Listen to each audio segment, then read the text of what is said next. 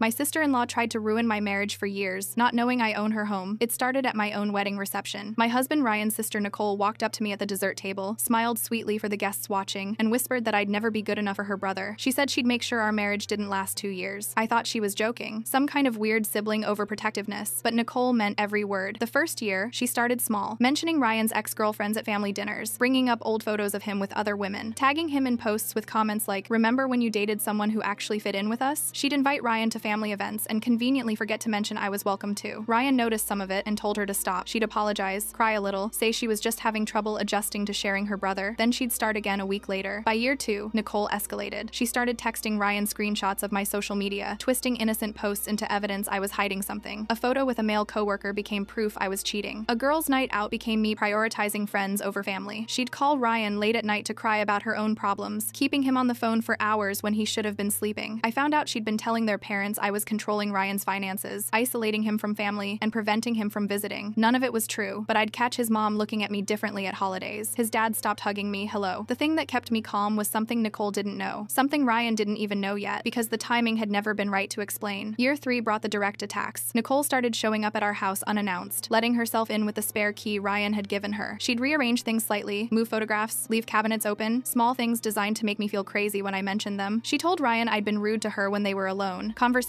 that never happened. She forwarded him emails I'd supposedly sent her, except I'd never written them. The email address was 1 letter off from mine. I started documenting everything, screenshots, timestamps, recordings of her actual behavior versus what she claimed. I kept a folder on my laptop that grew thicker every month. Then Nicole's husband Marcus lost his job. They'd been living beyond their means for years, and suddenly they couldn't make their mortgage payment. Nicole called Ryan crying, asking for a $50,000 loan to save their house. Ryan came to me torn apart. He wanted to help his sister, but knew we didn't have that kind of money liquid. He asked what we should do, and I told him I needed to look into something first. That's when I decided it was time to tell him. When I was 24, before I ever met Ryan, I'd inherited money from my grandmother. Not life-changing money, but enough to invest wisely. I'd bought 4 rental properties over the years, managed quietly through an LLC my financial advisor helped me set up. I'd never told Ryan because the money felt separate from us, and honestly, I'd wanted him to love me without knowing about it. One of those properties was a 3-bedroom house in Maple Heights that I'd purchased in 2019, Nicole's house. I'd never made the connection when she moved there because the purchase was handled entirely through my property manager. I only found out 8 months ago when I was reviewing my portfolio and saw the tenant names on the lease, Nicole Patterson and Marcus Patterson, 247 Birchwood Lane. They'd been renting from me for 4 years without knowing it. I'd kept paying their property manager, kept maintaining the house, never raised their rent even when the market justified it, and for 4 years, Nicole had been trying to destroy my marriage while literally living under my roof. The night Ryan asked about the loan, I sat him down and told him everything, about the properties, the inheritance, the LLC. His face went through confusion, surprise, and then something like awe. He asked why I'd never said anything, and I explained I'd wanted our relationship to be about us, not money. Then I showed him the lease agreement, his sister's signatures, 4 years of rent payments processed through my company. Ryan was quiet for a long time. Then he asked what I wanted to do. I told him I'd been patient for 4 years. I'd let Nicole attack me, lie about me, try to poison his family against me. I'd never defended myself because I didn't want to make him choose between us. But now she needed something from me, and I had a folder full of evidence showing exactly who she really was. Ryan called Nicole the next morning and told her to come over, that we had a solution for her housing situation. She arrived with red eyes and a grateful smile, already thanking us before she walked through the door. I invited her to sit down at the kitchen table. Then I opened my laptop and pulled up the property deed, because what happened next showed everyone who the real villain in this family was. The rest of the story is linked below or on my channel. Nicole's eyes widen as she stares at the property deed on my laptop screen. Her name is right there, clear as day, under tenant. Above it, my LLC is listed as the owner of 247 Birchwood Lane, the house she's lived in for 4 years. What is this? She asks, her voice barely above a whisper. The color drains from her face so quickly I'm almost concerned she might faint. Her mouth opens and closes several times, like a fish gasping for water. Ryan stands behind me, arms crossed tightly over his chest. I've never seen him look at his sister with such disappointment before. The silence stretches between us, heavy with years of manipulation and lies. You've been renting from me for 4 years, Nicole, I finally say, my voice steadier than I expected. Ever since you moved into that house in 2019, Nicole shakes her head, her eyes darting between Ryan and me. No, that's not possible. This is some kind of fake document you've created. Her voice rises with each word. You're trying to trick Ryan into thinking I'm the bad person here. I take a deep breath and click to another tab on my laptop. These are the bank records showing your monthly payments. Every check you've written has been deposited into my company's account. I turn the screen toward her. You can see the transactions yourself, 4 years worth. Ryan moves to the dining room table and places a thick manila folder beside my laptop. We have everything, Nicole, he says quietly. Every text, every email, every social media post, every lie you've told about my wife. Nicole's eyes fill with tears. Not the manipulative ones I've seen her produce abuse on command whenever Ryan confronted her in the past. These are different, panicked, desperate. You don't understand, she whispers. I was trying to protect you. Protect me. Ryan's voice cracks with emotion. From what? She has all this money she never told you about, Nicole suddenly shouts, pointing at me. She's been hiding it from you for years. Don't you see how she's manipulating you? She bought my house to control me, to control our whole family. I shake my head slowly. I bought that house as an investment before I ever met Ryan, before I knew you existed. I didn't even realize you were my tenant until 8 months ago when I was reviewing my portfolio. Bullshit, Nicole spits, but her voice wavers with uncertainty. It's true, Ryan says. And even if it wasn't, how would that justify 4 years of trying to destroy our marriage, of lying to our parents about her, of making them think she was isolating me from my family? Nicole's tears are flowing freely now, mascara tracking down her cheeks. You don't understand what it's been like, she sobs. Watching her come into our family with her secret money, taking you away from us. She didn't take me anywhere, Nicole. I fell in love. That's it. That's all that happened. Ryan's voice is tired, defeated, and instead of being happy for me, you've spent 4 years trying to ruin the best thing that's ever happened to me. I click through more documents on my laptop, showing Nicole the history of her tenancy. I never raised your rent, even when the market would have justified it. I made sure repairs were done promptly. I've been a good landlord to you, Nicole, while you've been actively trying to destroy my life. Nicole's shoulders slump as the reality of the situation sinks in. What are you going to do? She asks, her voice small. Evict us? Is that why you called us here? To throw us out on the street? Ryan looks at me, and I can see the conflict in his eyes. Despite everything Nicole has done, she's still his sister. And despite losing his job, Marcus is still family too. That depends on you, I say carefully. On whether you can finally admit what you've done and take responsibility for it. On whether you're willing to stop the attacks, the lies, the manipulation. Nicole wipes at her tears, smearing makeup across her cheek. You don't understand, she says again, but with less conviction. I was just trying to protect my brother from someone who was hiding things from him. By hiding things from him yourself? I ask. By creating fake emails? By turning your parents against me with lies? That's protection? She stares at the table, unable to meet my eyes. You have all this money, she whispers. You could have told him. You could have helped us when Marcus lost his job without making us beg. You're right, I admit, surprising both Nicole and Ryan. I should have told him about my inheritance sooner, but I wanted him to love me for me, not for what I had. And I didn't know you were my tenant until recently. Nicole looks up, confusion crossing her tear-stained face. She wasn't expecting me to concede anything. But none of that, I continue, justifies what you've done to me, to us, to this family. Ryan places his hand on my shoulder, a silent show of support. We need to figure out where we go from here, he says. All of us. Nicole stares at the property deed on my screen, the reality of her situation finally sinking in. 4 years of trying to destroy me, only to discover she's been living under my roof the entire time. And now her housing situation rests entirely in my hands. Nicole storms out of our house, slamming the door with such force that 3 framed photos crash to the floor. The sound of glass shattering punctuates her exit like an exclamation point. Ryan winces, then silently kneels to pick up the broken frames. Our wedding photo, a picture of us hiking in Yosemite, and one of Ryan with his parents from before I entered the picture. I'll get a broom, I say quietly, heading to the kitchen. When I return, Ryan is sitting on the couch, staring at the shards in his hands. I need to call my parents, he says. They need to know what's been happening, what she's been doing. I sit beside him, placing my hand on his knee. Ryan nods, his jaw set. They deserve the truth. They've been manipulated just as much as we have. That night, I sit beside Ryan as he video calls his parents. I can see the confusion on their faces turn to shock as Ryan methodically explains everything. Nicole's years of sabotage, the fake emails, the manipulated social media posts, and finally, the revelation that she's been renting from me all along. I don't understand, Ryan's mother says, her voice trembling. Why would she do this? I knew something wasn't right, his father adds, running a hand over his face. The things she was saying about you, he looks at me through the screen. They never quite added up to the person we saw when we visited, but we never imagined. We're so sorry, his mother cuts in. The way we've treated you based on what Nicole told us. I'm ashamed. The conversation lasts for hours. By the end, Ryan's parents are in tears, apologizing repeatedly for believing Nicole's lies. I tell them it's not their fault. Nicole had crafted her deception meticulously over years. The next morning, my phone explodes with notifications. Nicole has sent me 17 text messages overnight, each more unhinged than the last. You're destroying our family. Ryan was fine until you came along with your secret money. You think you're so much better than us because you're rich? I'll tell everyone what kind of person you really are. You're evicting us to punish me. Heartless bitch. I show the messages to Ryan, who scrolls through them with a pained expression before blocking her number on my phone. I've already blocked her on mine, he says. She sent me worse. Just as we're sitting down to breakfast, Ryan's phone rings. It's Marcus. Ryan puts it on speaker. Ryan, please. Marcus sounds desperate. I know what Nicole did was wrong, but we can't lose our house. We have nowhere to go. I've been looking for work for months. Ryan looks at me, conflict written across his face. I nod slightly. Marcus, I say, leaning toward the phone. I'm not evicting you right now. I'm offering you 6 months of free rent while you figure out your next steps. There's silence on the other end. Then, why would you do that after everything Nicole's done? Because you're family, I say simply. And this isn't about punishing you for Nicole's actions. Marcus starts crying, thanking us repeatedly before the call ends. Ryan squeezes my hand. You're a better person than I am. Don't be so sure, I reply. I'm documenting everything in case we need legal protection. 2 days later, Ryan's cousin sends us screenshots of fake social media accounts Nicole has created. There's one called Exposing Gold Diggers, with my photo as the profile picture, posting fabricated stories about how I trapped Ryan for his family connections. Another account is messaging extended family members directly, claiming I'm forcing Ryan to cut ties with everyone who doesn't bow down to my money. People are starting to take sides, Ryan says, scrolling through his phone. Uncle Dave thinks we're being cruel to Nicole. Aunt Patricia is defending us. Mom says the family group chat is a war zone. I feel a headache building behind my eyes. This is exactly what she wants, to create chaos and turn people against us. Well, it's working, Ryan mutters. We spend the next week trying to contain the damage, sending evidence to family members willing to listen, while others refuse to even look at our proof. Ryan's parents are firmly in our corner, calling relatives to explain what they've learned, but Nicole has had years to build her narrative about me. Then, just as things seem to be calming down, our doorbell rings at 11:43 p.m. Ryan peers through the peephole and steps back, his face grim. It's Nicole, and she's drunk. Before I can respond, Nicole starts pounding on the door. I know you're in there, she shouts, her words slurring together. You can't just evict us. You can't throw us out on the street. We're not evicting you, Ryan calls through the door. Go home, Nicole. Liar, she screams, and something hits our door with a thud. You think you're so perfect with your secret money and your perfect marriage. You've turned everyone against me. I grab my phone and start recording, just in case. Ryan looks at me, silently asking what we should do. I shake my head. Opening the door would only escalate things. The neighbors are going to call the police, I whisper. Let them, Ryan says, his voice hard. Maybe that's what she needs. Nicole continues her tirade, her voice growing hoarser as she alternates between threats and sobbing pleas. You're destroying my life, she wails. After everything I've done for this family, Ryan stands with his forehead pressed against the door, eyes closed, listening to his sister unravel on our doorstep. I move beside him, wrapping my arm around his waist. We stay like that, silent and still, as Nicole's shouting gradually subsides into broken sobs. Eventually, we hear Marcus's voice outside, quiet and apologetic, as he coaxes Nicole away from our door and into their car. In the sudden silence of our living room, Ryan turns to me. This isn't over, is it? I shake my head. No, I think it's just beginning. Ryan's parents' living room feels like a courtroom as we all take our seats. His mother has arranged the furniture in a circle, with two empty chairs positioned directly across from the couch where Ryan and I sit. The tension is palpable. Ryan's father paces near the window, occasionally glancing at his watch, while his mother nervously straightens the already perfect row of family photos on the mantel. She's late, Ryan's father says, checking his phone again. 15 minutes and counting. Ryan squeezes my hand. She's doing it on purpose. It's a power play. I nod, trying to keep my breathing steady. The manila folder of evidence sits on Ryan's lap, and his laptop is already connected to the TV screen. PowerPoint presentation, loaded and ready. We've spent days organizing everything chronologically. The texts, emails, social media posts, bank statements, all of it meticulously arranged to leave no room for denial. When the doorbell finally rings, Ryan's mother rushes to answer it. I hear Nicole's voice first, artificially bright, as if she's arriving for a casual family dinner rather than an intervention. Mom, it's so good to see you. I brought that wine you like. She walks into the living room with Marcus trailing behind her like a shadow. Her smile falters slightly when she sees me, but she recovers quickly, her eyes scanning the room. I can see the exact moment she realizes what this is. Her posture stiffens, and her knuckles whiten around the wine bottle she's holding. What's going on? Nicole asks, her voice suddenly wary. Why is everyone looking so serious? Ryan's father gestures to the empty chairs. Sit down, Nicole. Marcus, we need to talk as a family. Nicole's eyes dart between her parents' faces, clearly searching for allies. Finding none, she slowly lowers herself into one of the chairs, placing the wine bottle on the coffee table with a deliberate thunk. Marcus sits beside her, eyes fixed on the floor. If this is about what happened at their house the other night, Nicole begins, gesturing toward Ryan and me. I was upset. I admit I overreacted, but this isn't just about the other night, Ryan interrupts, his voice calm but firm. He picks up the remote and clicks to the first slide of his presentation. The screen displays a timeline labeled Nicole's Campaign Against My Wife, 2019 to 2023. Nicole's face drains of color. What is this? This, Ryan says, is the truth. All of it. Everything you've done for the past 4 years. For the next 45 minutes, Ryan methodically walks through the evidence. He shows screenshots of the fake emails Nicole created, social media posts she manipulated, texts she sent to family members spreading lies about me. With each new slide, Nicole's denials grow weaker, her excuses more desperate. These could be faked, she tries. Anyone can make fake screenshots. Ryan's mother speaks up then, her voice trembling slightly as she pulls out her phone. I have the original texts, Nicole, the ones you sent me claiming that she points to me, was preventing Ryan from seeing us, that she was controlling his finances, that she was isolating him from his family. She begins reading them aloud, her voice breaking on certain phrases. Mom, I'm really worried about Ryan. She won't let him come to family events unless she approves them first. She checks his phone every night, Mom. He's afraid to talk to any of us without her permission. Nicole shifts in her seat, her eyes darting around the room like a cornered animal. I was concerned. I was trying to protect him. From what? Ryan's father demands, stepping forward. From someone who loves him? From someone who's been nothing but kind to this family, even while you were trying to destroy her? Marcus, who has been silent until now, finally speaks. Nicole, please, just tell them the truth. His voice is tired, defeated. I can't keep doing this. All eyes turn to him, and he seems to shrink under the attention before straightening his shoulders. She's been obsessed with breaking them up since the wedding. It's all she talks about, all she thinks about. He looks at Ryan and me with genuine remorse. Our marriage is falling apart because of it. Nicole gasps, turning to Marcus with betrayal written across her face. How could you? How could I? Marcus repeats incredulously. How could you lie to your family for years? How could you make up stories about your brother's wife? How could you drag me into all of this? Nicole stands abruptly, grabbing her purse. I don't have to listen to this. You've all clearly made up your minds about me. As she moves toward the door, Ryan's father steps in front of it, blocking her exit. No, Nicole, you don't get to run away from this. Not this time. You've torn this family apart with your lies, Ryan's mother says, her voice stronger now, and we need to understand why. Something in Nicole seems to crack then. Her shoulders slump, and tears begin streaming down her face. Real ones this time, not the performative crying I've seen her do before. You don't understand what it's like, she whispers, sinking back into her chair. Ryan was always the golden child, the successful one, the one with the perfect life. She looks up at me, her makeup smearing with her tears. And then he found you, and everything got even more perfect. The beautiful wife, the dream marriage. And that bothered you so much you tried to destroy it? Ryan asks quietly. I just wanted. Nicole's voice trails off. I wanted what you had. I wanted to be the successful one for once. When I found out she had all this money, this secret fortune she never told anyone about, it felt like proof that none of it was real, that your perfect life was built on lies. Marcus reaches for Nicole's hand, but she pulls away. Our marriage has been struggling for years, he admits to the room. Even before I lost my job, Nicole's obsession with your lives. He nods toward Ryan and me. It consumed her, consumed us. The room falls silent as the full weight of Nicole's confession settles over everyone. Ryan's mother wipes tears from her eyes, while his father returns to the window, staring out at the darkening sky. I take a deep breath and stand up, crossing the room to kneel in front of Nicole. Her eyes widen in surprise. I know you hate me, I say softly, but I don't hate you. You're Ryan's sister, which makes you family. Nicole looks away, unable to meet my gaze. The offer of 6 months free rent still stands, I continue, but I want to add something else. Instead of eviction after that, I'll pay for counseling, family therapy for all of us, individual therapy for you and Marcus, if you want it. Nicole's head snaps up, her expression a mixture of confusion and suspicion. Why would you do that after everything I've done? Because this isn't about punishing you, I say, echoing my words to Marcus from earlier. It's about healing our family. Ryan comes to stand beside me, placing his hand on my shoulder. Nicole, we want to move forward, all of us, but that can only happen if you're willing to be honest and do the work. Nicole looks from me to Ryan, then to her parents, and finally to Marcus. The fight seems to drain out of her as she nods slowly. I'll try, she whispers. It's not forgiveness, not yet. It's not resolution. But as we all sit in Ryan's parents' living room, surrounded by the evidence of 4 years of deception, it feels like the first fragile step towards something that might someday resemble healing. 6 months later, I'm sitting in the waiting room of Dr. Marissa Chen's office, thumbing through a dog-eared magazine without really seeing the pages. Ryan's leg bounces nervously beside me, his fingers drumming against his knee. Do you think she's actually changed? I place my hand over his to still the nervous movement. I guess we're about to find out. Today is Nicole's final therapy session in the program we're funding. Dr. Chen has been working with Nicole, Marcus, and occasionally the whole family for the past half year, and she's invited us to this closing session. Ryan has been skeptical throughout the process, his trust in his sister damaged in ways that might never fully heal. The door to the inner office opens, and Dr. Chen appears with a warm smile. Ryan, Eliza, thank you for coming. Nicole and Marcus are ready if you'd like to join us. Ryan takes a deep breath and squeezes my hand before we follow Dr. Chen inside. The office is bathed in natural light from large windows, with comfortable chairs arranged in a circle. Nicole and Marcus are already seated, and Nicole's eyes meet mine briefly before darting away. She looks different, calmer somehow, with less of that frenetic energy that always seemed to surround her. Her hair is pulled back simply, and she's wearing minimal makeup, a stark contrast to her usually meticulous appearance. I'd like to start by thanking you both for coming. Dr. Chen begins once we're seated. Nicole has something she'd like to share with you today. Nicole straightens in her chair, hands clasped tightly in her lap. I've spent a lot of time working through things these past months, she begins, her voice steadier than I expected. I've had to face some ugly truths about myself and my behavior. She looks directly at me, then at Ryan. What I did was inexcusable. The lies, the manipulation, the attempts to destroy your marriage, all of it came from a place of jealousy and insecurity that I refuse to acknowledge. Ryan shifts beside me, his posture still guarded. Why? He asks simply. I still don't understand why you went to such lengths. Nicole nods, as if she expected this question. I've been asking myself the same thing in therapy. The simplest answer is that I was jealous, but it went deeper than that. She takes a shaky breath. When you found someone who made you so happy, who seemed so perfect, it highlighted everything I felt was wrong in my own life, my own marriage. Marcus reaches over to take her hand, surprising me. They'd been on the verge of separation the last time we all spoke. We've both done a lot of work, Marcus says, not just on Nicole's issues with you two, but on our marriage as well. Dr. Chen smiles encouragingly. Nicole has made remarkable progress in understanding the roots of her behavior and developing healthier coping mechanisms. We found a new place, Nicole says, changing the subject slightly. That's great, I say, meaning it. After the confrontation at Ryan's parents' house, I'd transferred ownership of the Birchwood Lane property to a neutral management company, removing myself from the equation entirely. They'd continued living there rent-free as promised while they looked for something new. I have something for you, Nicole says, reaching into her purse and pulling out an envelope. She hands it to me with slightly trembling fingers. You don't have to read it now, but it might help explain some things. I accept the envelope, feeling its weight in my hands. Thank you. The rest of the session passes with Dr. Chen guiding us through a structured conversation about boundaries and expectations moving forward. By the end, there's a fragile sense of possibility in the room. Not forgiveness forgiveness exactly, but perhaps the beginning of healing. As we're preparing to leave, Nicole approaches me while Ryan speaks with Marcus across the room. I never thanked you, she says quietly, for not evicting us immediately, for paying for therapy, for giving me a chance I didn't deserve. Family is complicated, I reply, but it's worth fighting for. She nods, a ghost of a smile crossing her face before she turns away. 2 weeks later, Ryan's parents host a dinner at their home. It feels strange walking through their front door, knowing the last time we were all together in this house was for the intervention that broke everything open. The dining room is set beautifully, with candles and flowers creating a warm atmosphere. Ryan's mother hugs me tightly when we arrive, whispering, "Thank you," in my ear. His father, who once stopped hugging me hello because of Nicole's influence, wraps me in a bear hug that nearly lifts me off the ground. Nicole and Marcus arrive shortly after us, carrying a homemade dessert. The initial awkwardness gradually fades as we share a meal together, conversation flowing more naturally than I would have expected. We carefully avoid certain topics, sticking to neutral ground. Marcus's new job, Ryan's parents' upcoming anniversary trip, the renovations Nicole is planning for their new house. After dinner, while everyone is helping clear the table, I slip away to the bathroom and finally open the letter Nicole gave me 2 weeks ago. Her handwriting is neat and precise, filling 3 pages with what appears to be her life story. She writes about growing up in Ryan's shadow, always feeling second best, about their father's subtle favoritism, their mother's higher expectations for her as the only daughter, about a childhood incident where she was blamed for something Ryan did, punished severely while he escaped consequences. None of it excuses what she did to us, and she acknowledges as much in the letter, but it helps me understand the wounded person behind the actions, the little girl who grew up feeling perpetually inadequate beside her golden child brother. I fold the letter carefully and return it to the envelope, tucking it into my purse before rejoining the family in the living room. When I enter, Ryan is standing by the fireplace, looking nervous. He catches my eye and gives me a small nod. "Actually, before dessert, we have something we'd like to share," Ryan announces, motioning for me to join him. I move to stand beside him, suddenly aware of everyone's eyes on us. Ryan takes my hand, his palm slightly sweaty against mine. "We wanted you all to be the first to know," he says, his voice cracking slightly with emotion. "We're expecting. Eliza is pregnant." The room erupts in joyous exclamations. Ryan's mother bursts into tears, his father claps him on the back, and Marcus breaks into a wide smile. Nicole's reaction is what surprises me most. Genuine happiness flickers across her face, followed by what looks like relief. Later, as Ryan's mother peppers us with questions about due dates and morning sickness, Nicole approaches me with a tentative smile. "Congratulations," she says softly. "You're going to be an amazing mother." "Thank you," I reply, watching her carefully. She hesitates, then adds, "I'd like to help with the baby shower if that's okay. Mom could supervise, of course," she adds quickly. "I understand if you don't want me involved." I consider her offer, weighing the progress of the past months against the damage of the years before. "That would be nice," I say finally. "We can talk about it." 1 year later, I watch as Nicole gently cradles our daughter Emma in the rocking chair by the nursery window. Tears glisten in her eyes as she whispers something to the sleeping infant, her finger tracing the curve of Emma's cheek. "She's perfect," Nicole says when she notices me watching from the doorway. "She has Ryan's eyes, and his stubborn streak already," I add with a tired smile. Emma had kept us up most of the night with her determined wailing. Nicole carefully rises from the chair, moving toward me with practiced ease to transfer Emma back into my arms. As our daughter settles against my chest, Nicole wipes away a tear. "I never thought we'd be here," she admits quietly. "After everything I did, I thought I'd destroyed any chance of being part of your lives, of knowing my niece." I adjust Emma's blanket, thinking about the journey of the past 18 months, the confrontation, the therapy, the slow rebuilding of trust. It hasn't been easy, and there have been setbacks along the way. Nicole still sometimes slips into old patterns when she's stressed, and Ryan still watches her carefully around me. But the malice is gone, replaced by a genuine effort to be better. Sometimes family is worth fighting for, I tell her. Even the difficult ones. Nicole smiles through her tears, nodding in agreement. "Even the difficult ones," she repeats softly, looking down at Emma with a love that, finally, I can trust is real.